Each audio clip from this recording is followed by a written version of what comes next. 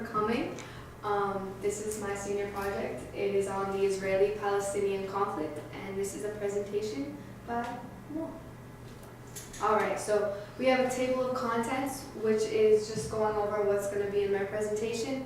We have an introduction of my panel, my essential question and inspiration, the backgrounds of Israel and Palestine, locational religious aspects of the conflict, expert comments part 1, political background and a timeline of the conflict, a series of maps, the fight for peace, and then there's some personal accounts, and then there's expert comments part 2, current events, conclusion, and thank you, and then lastly, my works cited, just so you guys have an idea of what's going to be shown today.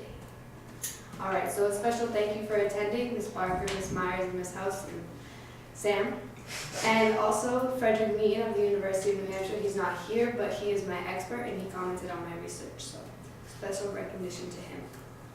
Alright, so next we have my essential question. And I think it's important you all understand the specific focus I took concerning my topic. Alright, how has the Palestinian and Israeli land conflict affected the residents of that area? How do the people of each culture deal with the constant upheaval? What are their hopes for the future, and how do they envision reaching a peaceful negotiation? Alright, what inspired me? So first I'd like to say that my aunt, she really has had a big impact on how I think. She's always pushed me to think critically and see both sides of the story in many aspects of my life, and I wanted to explore for myself the problems in Israel and Palestine. I was tired of hearing one-sided stories that never spoke the truth because of the media and how it portrays things. And I wanted to research a topic I was ignorant about and was excited to learn about something so controversial. Alright, Israel and Palestine and Judaism and Islam. They go hand in hand. Alright, so the backgrounds of Israel. Israel was the promised land by their God, which if you are familiar with the Holy Bible, then you would know. And Abraham is the father of Judaism. He had 2 sons, Ishmael and Isaac. In Galatians 4:23 it says, "But the son by the bondwoman was born according to the flesh, and the son by the free woman through the promise." This is going to come back later on in my presentation. Alright, so the Israelites were exiled from their land many times over the thousands of years that was biblical times. And the final time was seen to last about 2,000 years. And it was said to end in about 1948 when it was reclaimed by the radical Zionist Jews when Israel became a state. Israel is revered by even non-Zionist Jews because it is where some of the most influential moments in their religion have taken place. For example, the Temple Mount is in Jerusalem. Alright, so here we have the Temple Mount in modern-day Jerusalem, Israel. To the Jewish people, this is where Abraham went to sacrifice his son thousands of years ago as an act of faith to God. And this is one of the most holiest places in Israel today. Alright, so moving on to the background of Palestine. So we know that Abraham played a key role with Judaism, but he also played a key role in the development of Islam. And according to Frederick Mathewson Denny, who wrote an introduction to Islam, one of my sources, he said, "Sarah had given her son as a proxy so that Abraham would have a son to carry on his line. The son born to Abraham and Hagar was named Ishmael. Much later, as we shall see, the Arabs and through them the Muslims traced their spiritual lineage back to Abraham through Hagar and Ishmael, regarding themselves as the great nation that God has promised to create." So in the beginning, when I was talking about the backgrounds of Israel, you saw how God had promised the land to the Jews according to their story, the Bible, the Torah. But in Islam, it's the same thing. They believe that that land was also promised to them. So this is really the beginning, the very, very beginning of where the conflict starts, religiously anyways. So, centuries later, the Prophet Muhammad, who is a very fundamental figure in the Islamic religion, who was a descendant of Ishmael, had a revelation by God where he was approached by the angel Gabriel. And in the Holy Bible, in the Torah, the angel Gabriel is an archangel, someone who is very close to God. So having Muhammad, a descendant of Ishmael, be approached by an archangel was a very important thing that happened. The words of Gabriel were, "O Muhammad, you are the messenger of God, and I am Gabriel." This is basically declaring him a prophet of God. Palestine is majorly an Islamic-based region. The backstory of Islam is pivotal to understanding the conflict in the Middle East. Locational religious conflict. The religions Judaism and Islam are loosely connected and share many locational religious sites. For Islam, there is the Dome of the Rock and the Al-Aqsa Mosque, and for Judaism, there is the Temple Mount. but all three holy sites are in a similar spot in Jerusalem, making it a breeding ground for conflict. In fact, they're almost right on top of each other, all three of those sites. So here we have the Dome of the Rock, which is that golden dome. And then next you have the Al-Aqsa Mosque, which is the third holiest site in Islam. And these are both really iconic sites in the Middle East. They're pretty renowned all over. Alright, so this is Frederick Meaton from the University of New Hampshire. He specializes in Israeli-Palestinian conflict and history. And this is his comments on the religious part of my research. He said, I would perhaps question the relevance of the Bible and the Quran for the conflict. Arguably, what really drives the conflict is a modern and largely secular fight for territory between two nationalist movements. Now, I agree with what he's saying, but I also disagree with what he's saying because I feel like if you don't understand these two religions and how they intertwine and how they are also different, then you're really going into understanding this conflict blind without a piece of knowledge that can be really helpful in fully understanding. All right, moving on. The political background. It's important to understand the timeline of events that occurred to understand why the conflict is as extreme as it is now. All right, so the Ottoman Empire, which was around Germany at the time, ruled the area surrounding Palestine from the 1500s until about 1834. Then the Egyptians took control of the area. Around 1880, there was a rise in the immigrant population because of the Zionist Jews fleeing Russia and Europe. In the 1920s, there were many confrontations between the Jews and the Arabs. These conflicts were elevated when Britain voiced support for Zionism after winning control of the area in World War I. Now keep this in mind because later I'm going to talk about who is recognizing who as a state and the allies that are backing both Israel and Palestine and how it affects this conflict in the end. All right. In 1936, there was a major revolt against the British policies and their mandates. This revolt ended in a document called the White Paper, which limited Jewish immigration to 75,000 over 5 years and Palestine independence over the course of 10 years. As we can see, this never did happen. In November of 1947, a UN commission recommended that Palestine be partitioned into two states. This is the beginning of the two-state solution. This is where it all started. One Arab and one Jewish, with Jerusalem under international control. This is stated in UN Resolution 181. In 1948, the day after Israel gained their independence, they were attacked by Palestine. After the war, an agreement was put in place called the Rhodes Armistice, which is responsible for 700,000 Palestinians having to leave their homes and move to the West Bank.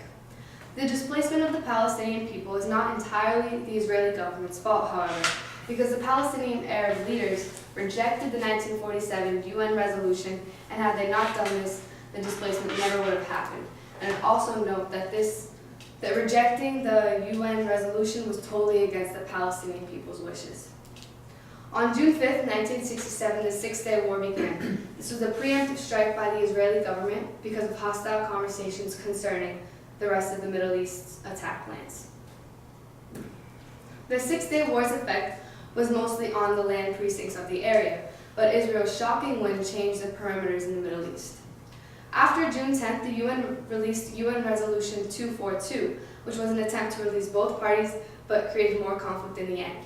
So in this resolution, there was the absence of the word "the" before a word "territories." Now, because there was this missing word, the Jews believed that they did not have to return to the pre-1967 land boundaries, but the Arabs saw it that they did have to return to the pre-1967 land boundaries because the war, the Israeli government, it was a preemptive attack, so it wasn't a war that was planned, it wasn't something that was accepted, they did it on their own. So that's why there was so much debate over the aftermath of the war. This shift in territories affects millions of people.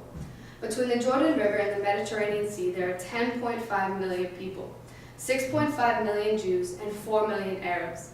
If we add Gaza, the populations are equal. So as we can see, there isn't a majority and there isn't a minority here. These are both equal populations of people that need to be treated equally and with the same respect, which is not what happens over there in the Middle East. All right, so over here, these are the land boundaries of the Ottoman Empire, which I talked about at the beginning of my timeline.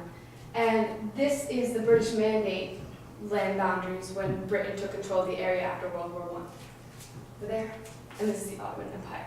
So this is like 1500s to like 1800s, but then over here you see the 1923 border. So these maps aren't totally accurate, but this is just a good overview of like the areas and the cities. Like there you see Lebanon and Syria, and over there you see Saudi Arabia, Egypt, and Syria. So it gives you a good idea of where I'm talking about in the Middle East. Okay. And over here we have, this is pre-1948 Palestine. So as you can see, because of the little thingy on the bottom, I forget the name of that, but this is all Palestine, and there's no Israel. Israel is not recognized as a state because Israel is very small. But after the 1947 UN partition plan, there's 48% of historic Palestine left, and suddenly Israel has control of all of this area. Now over here, there's another same representation that's over there, but it continues on because this is the 1967 pre-occupation border, and now there's 22% of historic Palestine left. So big difference from over there to over here. And then this is pretty much today, and this is Palestine, and there's only 12% of Palestine left, and the rest is Israel. So. And this is showing you the different places, and this is pretty much Israel now, 1979 to 2010. So there's Gaza, there's Lebanon, there's Syria, there's Jordan, there's Egypt, the West Bank, because I talk about all these things in my presentation, so it's good for you guys to have an idea of where I'm talking about in the world. And this is just another representation of disappearing Palestine. Maybe it might be a little more clear, the words might be better to see. 1946 to now, the green is scattered Palestine, and this was Palestine before even the 1948 war occurred. So, the 1948 war was something that Palestine and the Arabs surrounding it are very ashamed of. They call it the Al-Nakba, which is a disaster. It's something that they're ashamed of because they lost to Israel, which wasn't even a recognized country at the time. So this is big change, big shift than it used to be for lots of years. All right, so moving on to the focus of where my central question is, the fight for peace in Palestine and Israel. And my main claim is that the victims are the civilians and the perpetrators are the governments. This is what I firmly believe is happening over there in the Middle East. And that's just a little cartoon. All right, so the victims are the civilians, like I said, and the perpetrators are the governments. And with any type of contention, there's always violence. That there's a more subtle fight going on in the background, the fight for peace. Both Palestinians and Israelis of all ages, and both men and women, are joining together to fight for peace. And here you see both, there is Israelis and there is Palestinians and they are protesting. All right, so earlier I mentioned that there was going to be this little thing about who was recognizing who, and when I said that Britain voiced support for Zionism as early as during World War I, and how that has affected. So right now, recognizing Israel and Palestine is a big controversy because recognizing them as a state comes with a lot of backlash. So right now, the United States and Britain and many other European countries recognize Israel as a state, okay, but they do not recognize Palestine. Now, many African and Asian and Middle Eastern and Russia, they all recognize Palestine as a state. And so keep that in your mind. So also, Sweden just recently recognized Palestine as a state, which was a big change in the United Nations lately. Before Sweden, Iceland stood alone. But I want to just add that you have these big superpowers of the world that are recognizing this little piece of land in the Middle East. Now, this little piece of land does some damage. I'm not saying they're all bad, I'm not saying they're all good, Israel.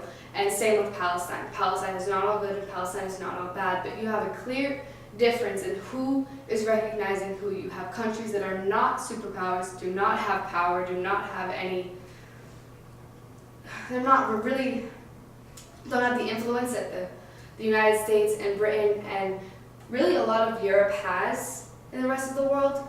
So Israel has a big advantage here and Palestine does not. And so because of that, this is not an equal fighting ground. This is not, so I just want you to keep that in your mind because that's important. All right, so this is a direct quote from Sweden's foreign minister, and she says, "It is important to support those who believe in negotiation and not violence. This will give hope to young Palestinians and Israelis that there is an alternative to violence.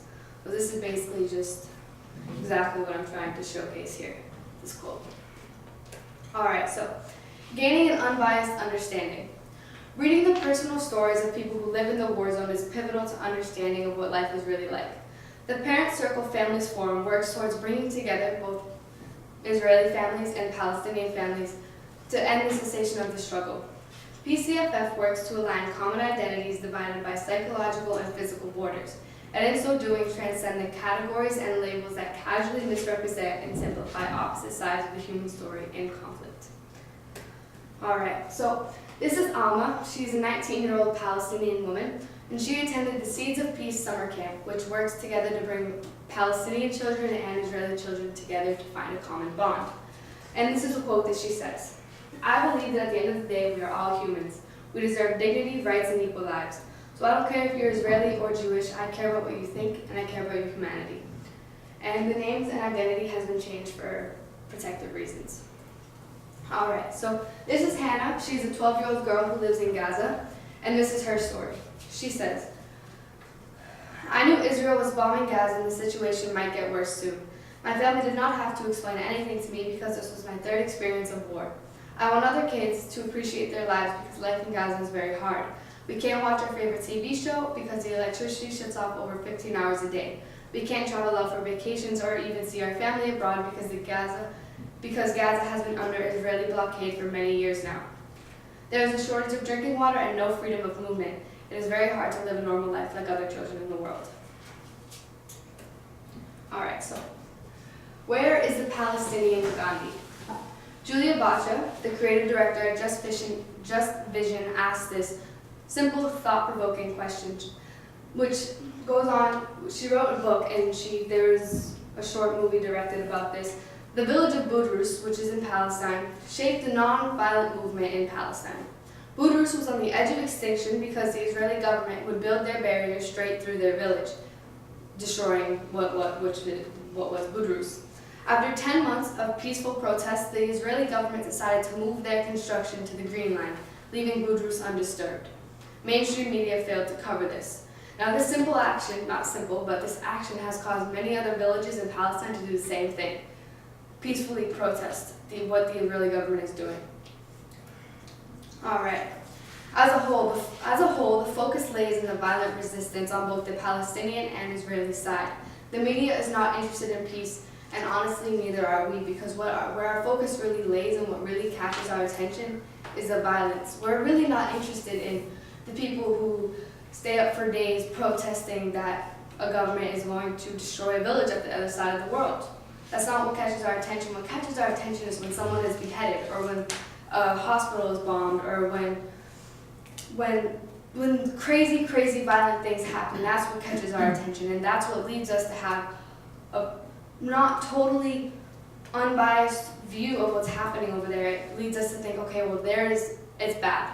It's bad on the Israeli side, and it's probably even worse on the Palestinian side, because if we're being honest, a lot of people are more towards the Israeli government than they are towards the Palestinian government, because in the past, the Palestinian government has done terrible things. And Israel is backed by, like I said, many superpowers in the world that support them and put a good name out there for them. This is not me trying to bash Israel, because Israel does good and Palestine does bad, but I'm just trying to emphasize that there is a clear difference in what's happening, and that we do not have the whole picture here. All right. So Bacha claims the miscommunication from what's happening on the ground and the perceptions of it elsewhere is the reason why we don't yet have a peaceful Palestinian resistance movement. All right, so this is the second part of my expert comments on my research, same person, and this is what he says about what I said. At one point regarding your overall argument about people's desire for peace, while it is true that many people want peace, there are many others who do not. In fact, the reason why there has been no movement on the peace process in years has a lot to do with the fact that a diminishing portion of the population on both sides, but perhaps especially on the Israeli side, value other things more than they value peace, like Israeli settlements on occupied Palestinian territory, for instance. Now, I definitely agree with what he's saying, because it would be naive to sit and think that if you just kumbaya all day long, you're going to have a bunch of change happen, because that's not the case. This is a conflict that's been going on for hundreds of years that is rooted in distrust between two different peoples, not just two different governments. But so we can focus on the violence all day long. I can have 10 senior projects on the fighting and the different terrorist groups in all these different villages and all these different countries. But the hard thing is talking about the peaceful protests. Let's talk about those people that are waiting around and they're trying to make change without killing other people, without having to attack hospitals or without having to attack schools. And I think if we focus on that a little bit, then maybe there can be some worldwide change and not just a little bit of change. So, all right. So these are some of the main current events that are happening right now, today, still a problem. It's because what I've been talking about is maybe 5 years ago, 3 years ago, 10 years ago, not totally updated. But right now, there is the West Bank water crisis. Maybe you might have heard of it, you might have not. But it has been caused by the Israeli authorities shutting off the flow to hundreds of thousands of Palestinians and also Jews. Sarta and other Palestinian villages have had no running water for months. In some places, the flow has been cut off by 2/3 of what it was. And this was stated by Palestinian water engineer Iyad Yahoud. There have also been disruptions in Jewish settlements. This is not strictly a Palestinian problem. So the effects of what the Israeli government is doing is both affecting its own people and the people that it's intended to affect. All right, so the Palestinian pipes are leaking, but the government refuses to fix them because they refuse to coordinate with Israel to repair them because of the Geneva Accords over 20 years ago. And Israel wants a joint water committee, but Palestine believes that this water shutoff is to put pressure on them to join the committee. Basically, it's a tug of war trying to get them to budge. It's what this water shutoff is.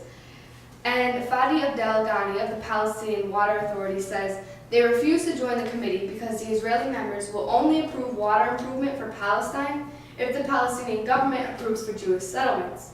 Now, the Palestinian government doesn't want to approve for Jewish settlements because Israel has already taken now 88% of their land than it was before 1947. So basically, it's these governments are fighting and they're tug of warring, and that is why there's no water, and that is why there's a crisis going on right now. And the 1995 Oslo peace agreements gave Israel control over most of the West Bank's water.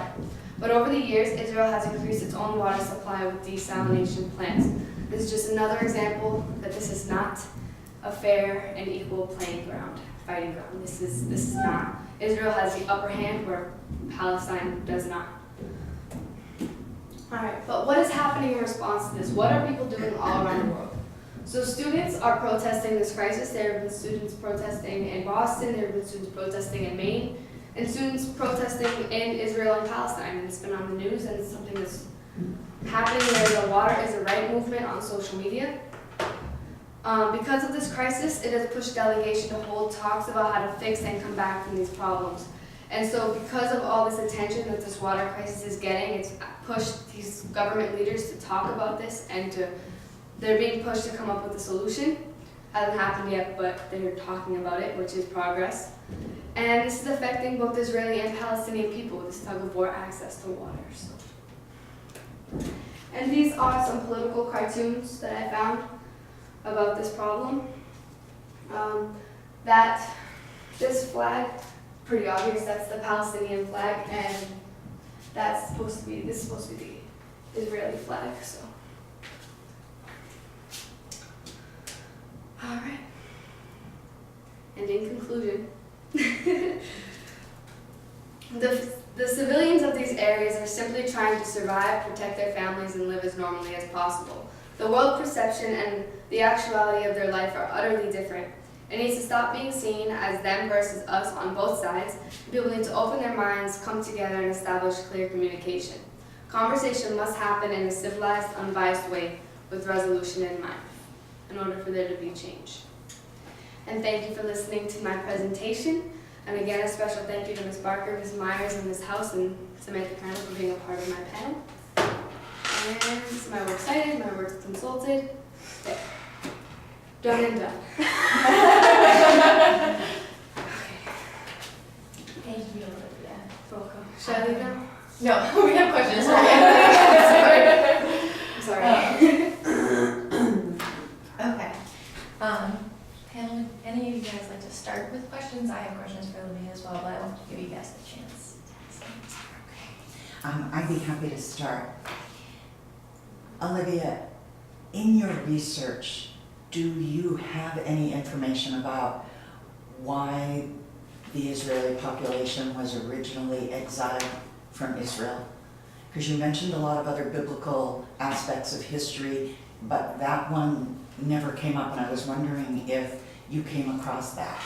I can tell you that when I was talking about they've been exiled like for thousands of years, Yes. it's really a religious take on what's like it's taken like straight out of the Bible. Because if you go to the Bible, the Israelites, because that's what they're referred to, they fall out of God's favor, and because of that they lose wars and they become slaves of people like they were slaves to the Egyptians in Exodus. And so that's kind of what I was talking about, is they were taken out of this promised land, that because Abraham made this, not Abraham, but Abraham's sons or sons of his sons made this lineage, this like track to go to this promised land, which was I think in Canaan or near that. And so Israel had to fight for this land, and God had these specific things they had to do, but according to the Bible, they would not do the things that God asked, and then they would lose these wars, or they would have bad kings, or they would have bad leadership, bad military leadership, and then they would be exiled. So there's not really, I wouldn't say there's research, it was more like taking my biblical knowledge, and just because of that whole span of time, biblical times, it kind of was an introduction to the like 1948 and all that, because that's when it was. The Zionist Jews do believe that in 1948, this is when they reclaimed the land after 2,000 years of being exiled. So does that answer your question? Yes, thank you. Olivia, can I ask your opinion? How can ordinary people act independently from the governments of their nation in order to promote a more peaceful resolution? Do you mean people like around the world or people in? No, I'm talking about Israeli families, Palestinian families.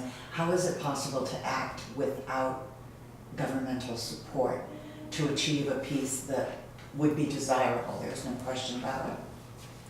Personally, I think that if you have organizations like the Parent Circle Families Forum, which brings these families that were scattered and not together, brings them together. And so when you have people who are fighting for their family, then I think you would have people that are less concerned with joining these groups, because that's what it is. It's like you have these groups of, usually it's men, groups of men that go in and they attack Israeli hospitals or they attack Israeli schools, and they do horrific, horrific things.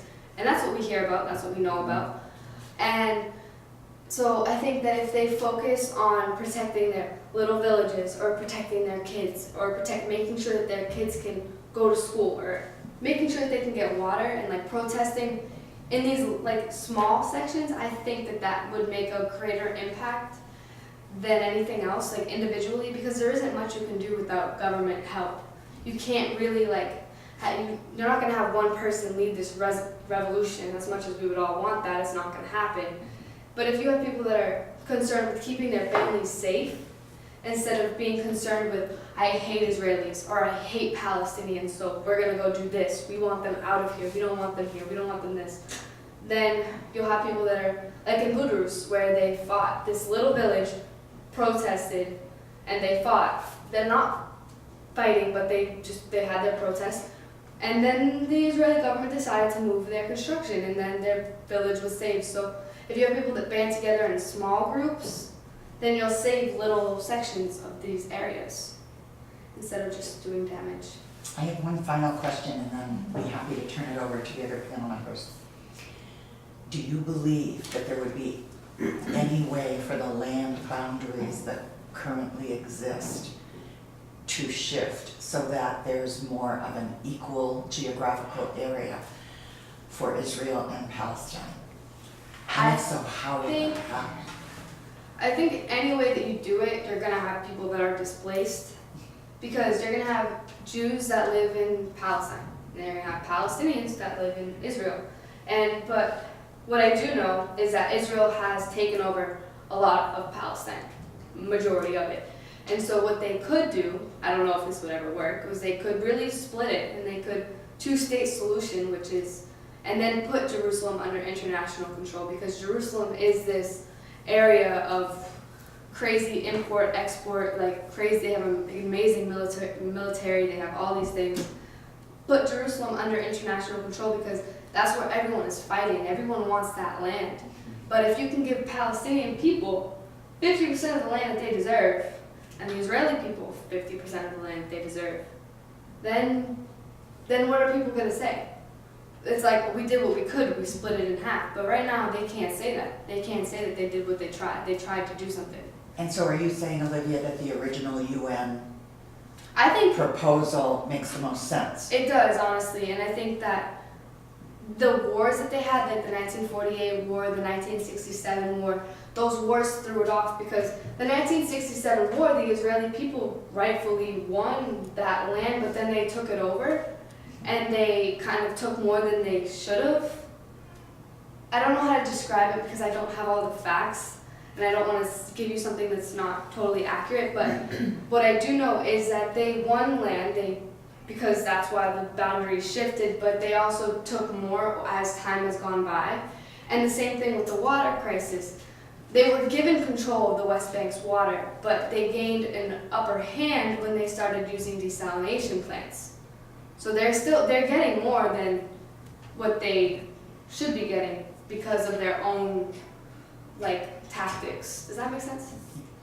Okay. Thank you. I'm curious about the treaty or the agreement with, it's just that territories and was absent from that.